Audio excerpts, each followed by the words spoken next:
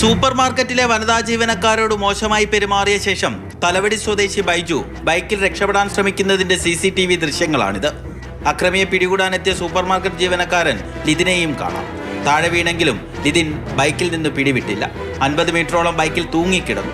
ഒടുവിൽ അക്രമിയെ കീഴ്പ്പെടുത്തി. കുട്ടി കരഞ്ഞുകൊണ്ട് വന്നിട്ട് പറഞ്ഞു, ചേട്ടാ എന്നെ ഇന്നപോലെ ശരീരത്തിൽ കയറി പിടിച്ചു എന്ന് പറഞ്ഞു. അത് ചോദിക്കാനായിട്ട് നമ്മൾ ഇറങ്ങി വന്ന ചേട്ടാ അവിടെ നിൽക്കുന്ന പറഞ്ഞിട്ട് നമ്മൾ ഇറങ്ങി വരുന്നത്. അപ്പോൾ ഇറങ്ങി വന്നുടനെ പുള്ളി വണ്ടി സ്റ്റാർട്ടാക്കി പോകുന്നുണ്ട്. പുള്ളി പെട്ടെന്ന് കയറി പിടിച്ചു.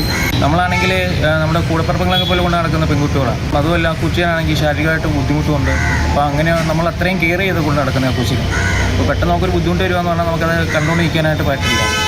മാന്നാർ തൃക്കുരട്ടിയിലെ സൂപ്പർ മാർക്കറ്റിൽ ഞായറാഴ്ച വൈകുന്നേരമായിരുന്നു അതിക്രമം. മദ്യലഹരിയിൽ ബ്ലീച്ചിംഗ് പൗഡർ വാങ്ങാനെത്തിയ ബൈജു വനിതാ ജീവനക്കാരോട് മോശമായി പെരുമാറുകയായിരുന്നു. അക്രമിയെ നാട്ടുകാർ തന്നെ കീഴ്പ്പെടുത്തി. വിവരമറിയിക്കാൻ പലതവണ മാന്നാർ പോലീസ് സ്റ്റേഷനിലേക്ക് ഫോൺ ചെയ്തെങ്കിലും പ്രതികരിച്ചില്ലെന്ന് പരാതിയുണ്ട്. ബില്ലിങ്ങിൽ നിൽക്കുന്ന കുട്ടിയുടെ മുഖത്തിനോട് ചേർത്ത് എന്നിട്ടാണ് ചോദിക്കുന്നത്. ഭയങ്കരമായിട്ട് മദ്യത്തിൻ്റെ സ്മെല്ലടിച്ചെന്നാണ് പറഞ്ഞത്. ചെന്ന് ചോദിക്കുന്നത് ബ്ലീച്ചിങ് പൗഡർ എവിടെ ആയിരിക്കുന്നത്. അപ്പോൾ ഈ കുട്ടിയോട് പറഞ്ഞ് കാണിച്ചു കൊടുക്കാൻ പറഞ്ഞു. അത് പോയി ബ്ലീച്ചിങ് പൗഡർ കുനിഞ്ഞെടുക്കുന്ന സമയത്താണ് ഇതിൻ്റെ ബാക്കിൽ ആദ്യം അയാൾ പിടിക്കുന്നത്. പിന്നെ പുള്ളി ഇപ്പുറത്ത് വന്ന് ബില്ല് അടിച്ചതിന് ശേഷം പുറത്തേക്ക് ഇറങ്ങുന്ന സമയത്ത് ഈ ബില്ല് പഞ്ച് ചെയ്യാൻ വേണ്ടി ഈ കുട്ടിയെ വീണ്ടും കുട്ടിയുടെ മുൻഭാഗത്താണ് അയാൾ പിടിച്ചിരിക്കുന്നത്. പെൺകുട്ടി പെട്ടെന്ന് പ്രതികരിക്കാൻ വേണ്ടി നമ്മുടെ മാനേജർ ലിതിനെ സമീപിക്കുകയും ലിതിൻ പോയിട്ട് ഇവർ രണ്ടും കൂടെ പോയിട്ട് ഈ അക്രമിയോടെ ബൈക്കിൽ കയറി പിടിച്ച് നിൽക്കുമെന്ന് പറഞ്ഞപ്പോഴത്തേന് അയാൾ വണ്ടി എടുത്ത് പോവുമായിരുന്നു. അങ്ങനെയാണ് ലിതിൻ ആ വണ്ടിയെ തൂങ്ങിക്കാണ് ഇത്രയും വലിയൊരു അപകടം ഉണ്ടായത്.